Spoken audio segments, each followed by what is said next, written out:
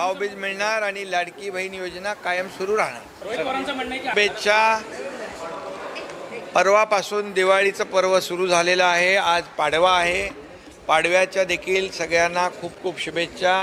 हा पाडवा म्हणजे नवीन संकल्प, नवीन पर्व, सगळ्यांच्या आयुष्यामध्ये सुख समृद्धी आनंद घेऊन येवो अशा मनापासून शुभेच्छा। सगळ्यांना शुभेच्छा। तमाम महाराष्ट्रातल्या लाडक्या बहिणींना, लाडक्या भावांना, लाडक्या ज्येष्ठांना, लाडक्या शेतकऱ्यांना सगळ्यांना शुभेच्छा। बळीराजाचं आलेलं संकट दूर हो आणि त्याच्या आयुष्यात देखील हा पाडवा सुखाचे, आनंदाचे, समृद्धीचे दिवस घेऊन येवो। महाराष्ट्र सरकारनं दिवाळीच्या निमित्तानं आता लाडकी बहीण योजनेसाठी पात्र असलेल्या महिलांना बोनस देण्याचं जाहीर केलं। म्हणजेच ऑक्टोबर महिन्यात पात्र असलेल्या महिलांच्या खात्यात ते बोनसचे पैसे येणार आहेत।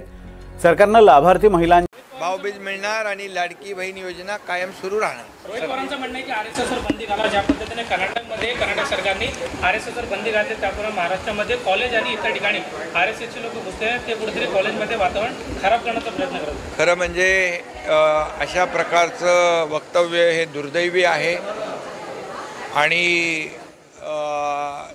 निषेधार्ह आहे। याची निंदा, निषेध करावा तेवढा कमी आहे।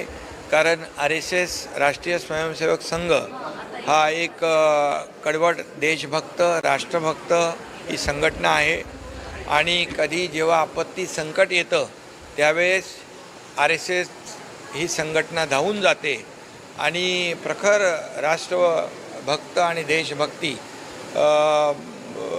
वर काम करणारं हे आरएसएसचं संघटन आहे। आणि खरं म्हणजे अशा आरएसएसवर बंदी घालावी असं म्हणणं अतिशय दुर्दैवी आहे, अतिशय चुकीचं आहे।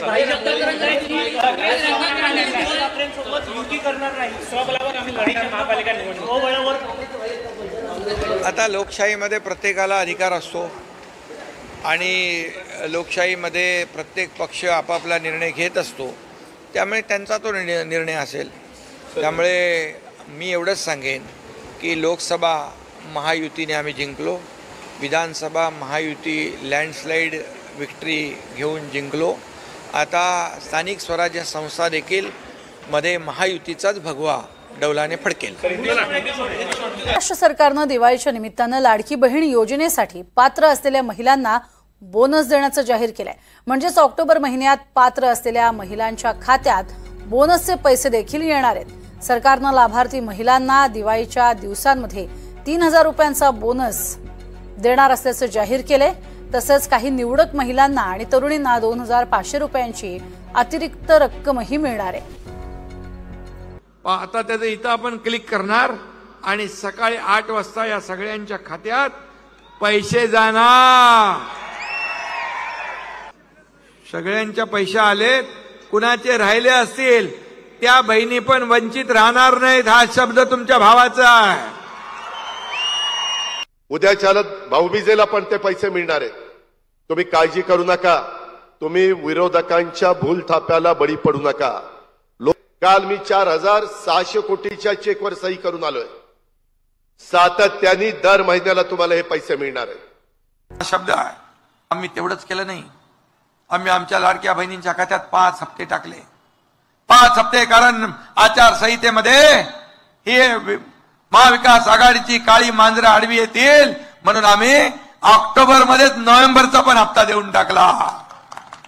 आता तुम्हाला सांगतो, नियत आमची साफ आहे। आम्ही स्वच्छ मनाने तुमची योजना चालू केली आहे। ते कोणी माईकाला आला तरी बंद करू शकत नाही, हा आमचा शब्द आहे। आणि तुम्हाला सांगतो, 20 तारखेला जसं मतदान होईल, मतदान झाल्यानंतर डिसेंबरचा हप्ता पण माझ्या लाडक्या बहिणींच्या खात्यात पोहोचेल, हा आमचा शब्द आहे। आणि म्हणून आम्ही लाडक्या भावांची योजना पण केली। त्यामध्ये 12वी डिप्लोमा डिग्री 6000, 8000, 10000 रुपये देण्याचा निर्णय घेतला। त्यांना ट्रेनिंग मिळेल, नोकऱ्या मिळतील, रोजगार मिळेल, हे कधी कोणी विचार केला होता? सरकारने जो वचननामा केला मगाशी आपण बघितला, या वचननाम्यामध्ये ये तर ट्रेलर आहे, पिक्चर अभी बाकी आहे। गुलाबरावच्या भाषेत लाडक्या बहिणींना आम्ही सांगितलं होतं 1500वर ठेवणार नाही, 1500चे 2100 रुपये आपण करतोय। शेतकऱ्यांची कर्जमाफी आपण करतोय. शेतकऱ्यांना शेतकरी सन्मान योजनेतून जे 12,000 रुपये देत होतो ते आता 15,000 रुपये देणार. प्रत्येकाला अन्न वस्त्र निवारा, कोणी आपल्या राज्यात भुका राहता कामा नये. रोटी कपडा मकान देण्याचा निर्णय आपल्या सरकारने घेतलाय. वृद्धांना ज्येष्ठांना पेन्शन 2100 रुपये करण्याचा निर्णय आपण घेतलाय. जीवनावश्यक वस्तूंचे भाव स्थिर ठेवण्याचा निर्णय जसं बाळासाहेबांनी 1995 मध्ये घेतला होता तो आपण घेतला. 25 लाख रोजगार निर्मिती करण्याचा निर्णय घेतला युवकांच्या हाताला काम देण्यासाठी आणि 10 लाख बेरोजगारांना 10,000 रुपये प्रशिक्षण भत्ता देण्याचा निर्णय आपण घेतला आहे. 45,000 गावांमध्ये पाणंद रस्ते देण्याचा निर्णय आपण घेतला आहे. त्याचबरोबर अंगणवाडी आशा सेविकांना महिन्याला 15,000 रुपये देण्याचा आपण निर्णय घेतला आहे. आणि मगाशी सांगितलं तुम्हाला पंपाने शेती करण्याचं वीज बिल माफ केलं आपण. पण आपण जे सगळे ग्राहक वीज ग्राहक आहेत जे आपण इतर लाईट वापरतो घरात घरगुती वापरतो त्याच्यात देखील 30% सवलत देण्याचा निर्णय आपण घेतला. आणि सरकार स्थापनेनंतर 100 दिवसात विजन महाराष्ट्र 2029 जाहीर करण्याचाही निर्णय आपण घेतला. म्हणाले कोणीतरी आता अफवा पसरवली आहे. निवडणूक आयोगाने म्हणे की स्थगित केली. निवडणूक आयोगाने काय म्हटलंय? आचारसंहितेच्या काळात काही नवीन योजना असेल तर तुम्ही निवडणूक आयोगाची परवानगी घ्या. आपण आचारसंहिता अगोदर ही योजना सुरू केली आणि आचारसंहिता आडवी यायला नको म्हणून आपण नोव्हेंबरचे पण पैसे देऊन टाकले. आता नोव्हेंबर 20 ची निवडणूक झाली.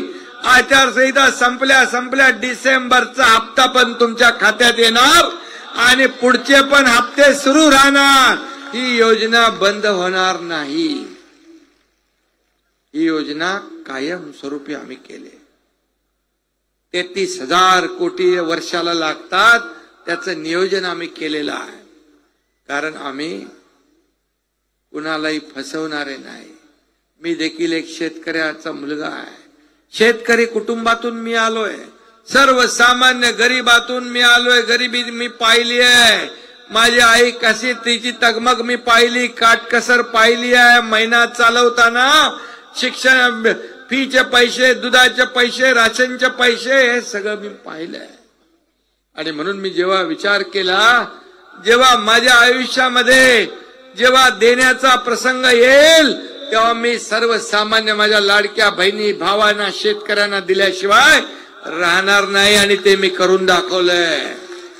सरकारने महायुतीने करून दाखवलंय. आणि म्हणून आपल्याला मी सांगतो हे देणारं सरकार आहे.